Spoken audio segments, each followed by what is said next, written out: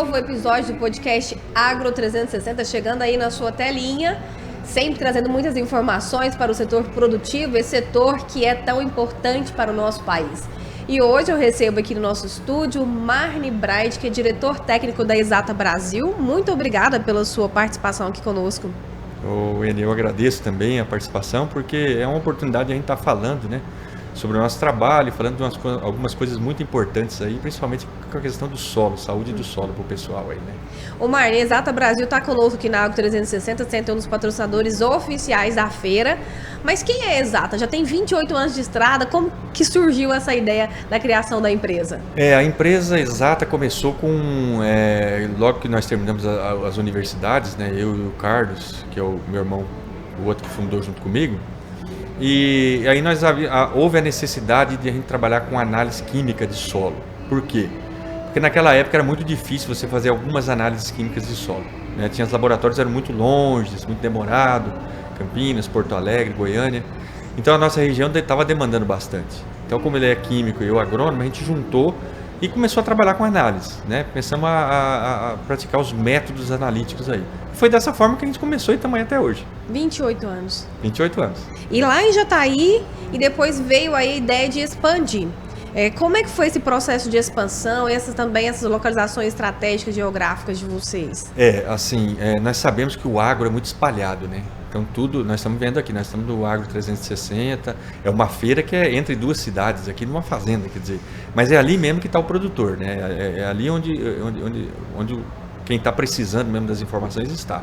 Então o que nós fizemos? Depois dessa unidade em Jataí, surgiu uma oportunidade de uma unidade no Chapadão do Sul, que também é uma região muito produtiva ali do Mato Grosso do Sul. Expandimos para lá, o pessoal gostou do nosso trabalho lá, achou que ficava viável, né, a gente trabalhar lá, fizemos um bom trabalho lá. E depois nós abrimos a terceira unidade em Luiz Eduardo Magalhães, né, na Bahia. Então, para atender o oeste da Bahia, que é uma área muito grande, né, uma região muito grande. E por último, agora, nós temos uma unidade em Cuiabá, que nós montamos no Mato Grosso para atender o Mato Grosso também, que tem muita coisa. Então, os locais aonde a Exata vai é onde realmente tem os produtores e as análises. Você está no pool de cada um das regiões mais produtoras, só não foi para o sul ainda, né? Exatamente. O sul é uma região que já está muito bem assistida de laboratórios, né, desse tipo de serviço. Então, sul e sudeste tem até regionalizações ali em termos de metodologias, interpretações e tudo. Acontece que para o cerrado é que era o problema, né? Até hoje por exemplo, tem regiões que é muito difícil acessar, por exemplo, Rondônia, né, uma região longe. Aqui próprio oeste do Pará, aqui, né, na região divisa com Tocantins, Palmas, aquela região do Mato Piba, estamos atendendo com o laboratório da Bahia. Então a agricultura espalha muito. E aí o prestador de serviço tem que estar próximo. E aí, estando próximo, como você disse, a gente falava agora há pouco, você falou que levava 40 dias para ter um resultado. Isso. Como que se vocês têm usado a tecnologia para garantir uma rapidez, um retorno mais rápido aí para o produtor? Hoje a Exata mudou muito, né, do tempo do dia que abriu até hoje. Logicamente, se a gente pegar ali como nós trabalhávamos na época, que era praticamente artesanalmente, né, filtrava e tal, hoje em dia boa parte do processo é automatizada. Então hoje a capacidade analítica dos 4 laboratórios juntos é 8.000, 8.500 amostras por dia. Então tem uma capacidade muito alta, por causa de automatização. Apesar de nós termos aí quase 200 colaboradores no total, mas é a automatização que permite isso, né? Porque é muitas etapas para fazer. Então, desse jeito nós podemos atender o produtor em até 10 dias, aí, estourando alguma coisinha até 15 dias. Nossa, esse é o que ele mais espera também, às vezes para tomar uma decisão lá na propriedade, né? Isso. Hoje tudo é rápido, né? O produtor precisa de informações rápidas, porque tem que tomar uma decisão rápida também. Então, a exigência hoje é qualidade e velocidade de entrega, né? E é isso que nós estamos investindo nas nossas unidades. Então, a gente investe para ter velocidade de entrega do resultado, mas sem deixar a qualidade para trás do resultado também. E aí, pensando nessas regiões, como você falou, tipo região sul e sudeste está bem assistido com laboratórios, com até micro-regiões. Envolve muito estudo antes mesmo de, nas regiões, tipo Tocantins, vocês estão chegando aqui, não é isso? Há o interesse em entender um pouco mais a região. Você falou agora há pouco do solo do Tocantins, que tem algumas particularidades. Envolve um mergulho quase na região? Exatamente. A gente tem que entender o que demanda mais. É igual, você lembrou bem, né?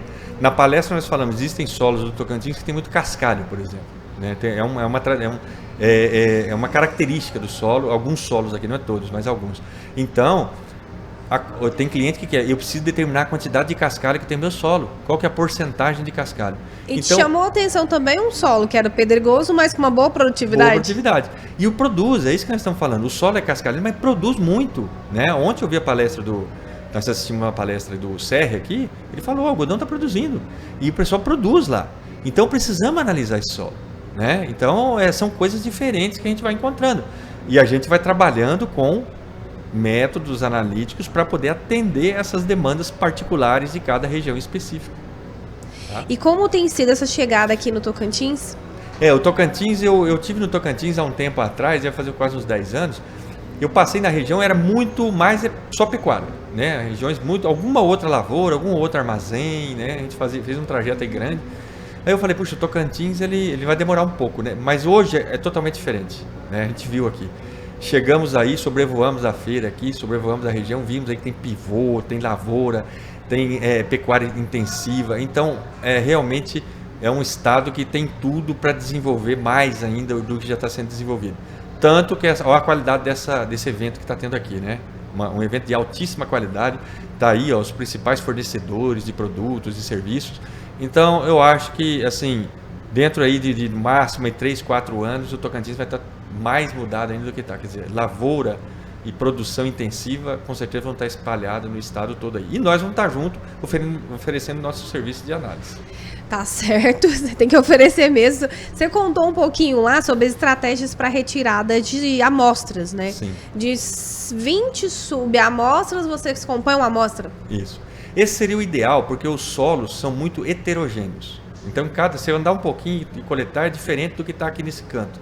Então, o que acontece? Quando a gente faz 20 subamostras e joga tudo num balde, depois mistura bem aquelas 20, eu consigo compor uma amostra de mais ou menos uns 500 gramas, que é o que o laboratório precisa.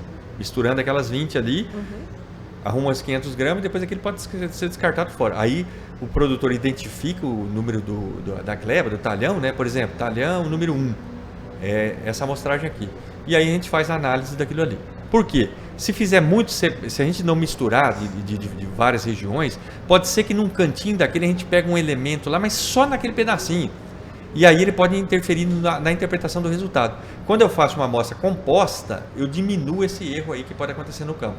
Tá? Por isso que a recomendação é 20 subamostras para fazer uma amostra.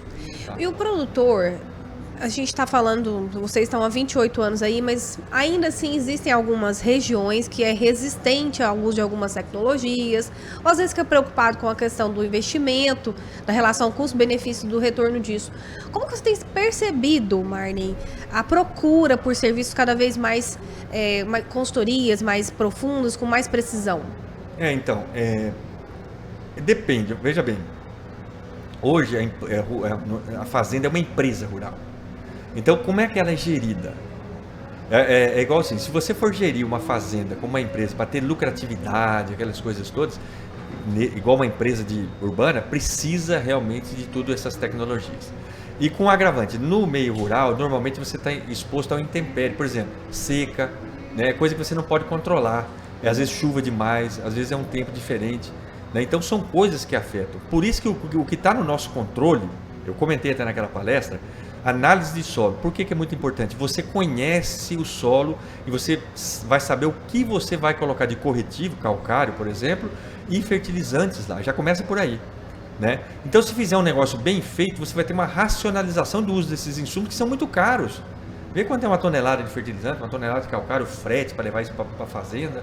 Né? Então, eu preciso racionalizar. Aonde precisa, colocar. E aonde tem muito, não precisa jogar, de repente, adubo. Então, essa racionalização é permitida com a análise do solo. E ela é barata pelo benefício que traz. Então, é isso que eu acho que o produtor ele tem que lembrar disso aí. E cada vez vai aumentar mais. Nós estamos aqui, o Brasil é muito grande e tem muitas fronteiras agrícolas ainda. E, às vezes, o produtor ele tá meio isolado, ele não tem acesso à tecnologia de ponta ainda. Pode ter lugar que ainda não tem. Então, a função nossa é levar esse acesso. E a função também de eventos como esse é isso. É levar essas tecnologias para o produtor conhecer. Opa, eu conheci alguma coisa sobre aquilo, vou ver se eu consigo implementar aqui na minha propriedade. E aí, falando desse aspecto mesmo, onde vocês têm atuação em diversas regiões e conversa com muito produtor, que principais demandas você percebe no agronegócio nos últimos anos, Marlon? O agronegócio, ele vem sendo, eu acho que ele vem desenvolvendo, normalmente ele vem desenvolvendo na frente da pesquisa, tá? É um negócio bem complicado. Ele que puxa a pesquisa? Ele que puxa, porque a gente vê, por exemplo, que o produtor mesmo, você vê, vamos pegar o exemplo aí da terra pedregosa que você falou aí. Essa terra não produz nada. A primeira coisa que alguém já fala, é o estereótipo. O estereótipo. Poxa, não, isso aí não vai produzir, isso aí é pedra. Mas aí você vê o pessoal produzindo algodão, produzindo soja, produzindo milho nessas áreas, quer dizer, agora tem que pesquisar sobre essa área. Né? Bugou então, a cabeça do pesquisador. Vamos ver como é que está produzindo lá. A vantagem, não compacta, não sei o que, tem ar, tem água. Então, a planta produz, ela encontrou um ambiente para produzir. Se você colocar os insumos, ela vai produzir. Então, quer dizer, hoje se produz até na água, né, na hidroponia. Então, esse tipo de negócio é que aí acaba que a pesquisa vai. Né? As variedades mudam muito rápido, variedades de plantas. A soja está plantando uma variedade tal, daqui 2 anos é outra já. Então, a pesquisa não tem condição de ficar correndo atrás disso muito rápido. Então ela tem que ir acompanhando, meio o produtor ele vai na frente, né? Agora, lógico, nós temos pesquisas de base que essas, eu acho que até o produtor tem que seguir. Por exemplo, calagem em solo do cerrado é obrigatório. Calagem é aplicação de calcário. Corrigir a acidez do solo do cerrado é obrigatório. Não interessa se é pastagem, se é cultura de grão, se é algodão, isso aí é básico, tá? Então isso aí já tem a pesquisa, o produtor tem isso aí eu tenho que fazer. Agora, tem coisas que o cara, não, a minha área é essa aqui, eu vou plantar soja. E aí, igual nós estávamos falando, pode acontecer nessa. Então o produtor, ele demanda às vezes de alguma coisa, por isso que as regiões têm que ser visitadas, a gente faz isso, né?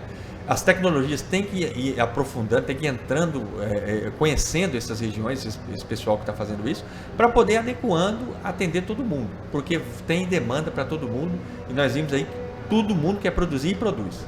E você, pensando aí já em projetos futuros, né? Quero te perguntar 2 coisas. Quais são os pensamentos, quais são as ideias da Exata? Existem mais áreas que vocês querem atuar? E outra, como que você relaciona esse atendimento com a sucessão? Por exemplo, você tem cliente lá que é de 20 anos, seu início. E agora vem o filho desse produtor, a filha desse produtor atuando. Esse menino, essa menina que está chegando à propriedade, ele já tem uma visão diferente, inclusive nesse aspecto? Já aproveitando para responder pela segunda pergunta, chega realmente um pouco diferente. Ele tem mais acesso à tecnologia, diferentemente daquele do pai, por exemplo, e avô, né? Agora, a empresa rural tem um problema muito sério de sucessão, né? Existe um problema sério de sucessão. Então, por exemplo, tem uma estatística que diz que apenas 30% das empresas rurais que passam de pai para filho e continuam trabalhando. E de vô para neto é só 3% que continua daquele mesmo pujança. Então, existe um problema administrativo aí. Só que também vem coisa nova. Por exemplo, antigamente ninguém mexia com esses drones. Hoje nós descemos na feira aí, o drone ficou filmando nós e filma a feira toda e pode aplicar produto. Então, é coisa que não tinha. Né? Essas imagens de satélite hoje é muito, muito nítida. Você olha uma fazenda lá de cima, lá do Google Earth lá, dá para ver a fazenda, medir até ela e tudo mais. Então são coisas novas que tem que ser incorporadas ao agro, né? Não tem jeito. Então a gente vê que realmente para as novas tecnologias o pessoal mais novo vem mais interessado, né? Mas uma coisa certa assim, tem que tomar muito cuidado com a administração. Né? Porque às vezes ele é um pouco assim, quer fazer as coisas, mudar muita coisa, que às vezes, igual nós estávamos falando da base, né? O basicão tem que ser feito daquele jeito mesmo, para manter a capacidade produtiva da área, né? Para você manter a área produtiva. Então, assim, algumas coisas é importante mudar, mas outras coisas eu acho que é importante ter assim, aquele conhecimento, aquele gerenciamento do pai, do avô ali, eu acho que tem muito valor sim. Quanto à segunda pergunta, a Exata hoje ela está com 4 unidades, trabalha com 8.000 amostras por dia, nós temos aí quase 200 colaboradores, mas a Exata tem que expandir mais, sim. Ela tem campo para expandir, ela quer trabalhar com... A gente vê que tem muita demanda de análise, não só análise de solo, análise de fertilidade, tudo do agro quer medir. Será que esse adubo tem realmente aquela quantidade de fósforo? Será que essa ração tem a proteína que o vendedor está me vendendo? Será que eu montei uma fábrica de ração? Será que eu estou produzindo de acordo com as... Né, eu estou chegando a uma ração final com aquele balanço nutricional que eu coloquei? Tudo isso a Exata pode atender. E dentro desse portfólio de vocês, que vocês já atuam, o que seria o seu carro-chefe? Como que esse aqui não pode faltar, Wayne, em todas as regiões? A Exata é conhecida por análise de solo e análise de plantas. né? Em todas as unidades fazemos essas matrizes aí, a gente chama de matriz.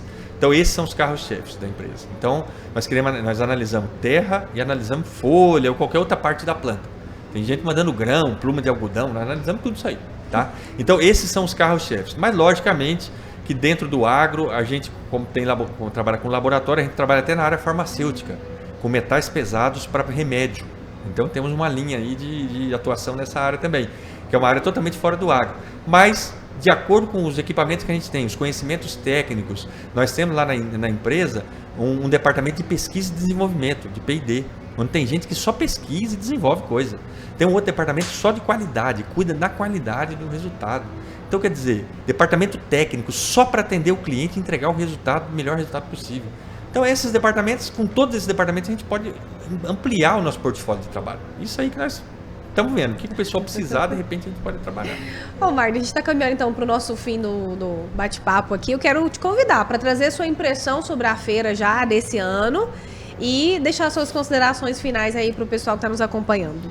Então, a feira eu achei está muito boa. Eu achei que o pessoal está muito animado aqui, tem muita gente expondo. É muito interessante, assim, que a gente participa de outras feiras, várias feiras, né? E essa feira, ela é só um pouco menor, mas é a mesma pujança, assim. O pessoal vem para adquirir conhecimento, né? Adquirir máquinas, olhar o que tem de novo aí no mercado, principalmente de implementos e tal. Então eu acho que para o produtor rural é muito bom, e o produtor rural não deve nunca ter uma feira dessa aqui próximo à sua fazenda ou aonde ele está, tem que vir, né? Porque são coisas novas que ele pode aprender, né? E alguma coisa que está sendo mudada também. E aí eu gostaria de deixar a seguinte mensagem para o pessoal. Pessoal, as tecnologias aí, produtores, seja pecuaristas ou produtores de grãos, as tecnologias estão aí para serem adquiridas.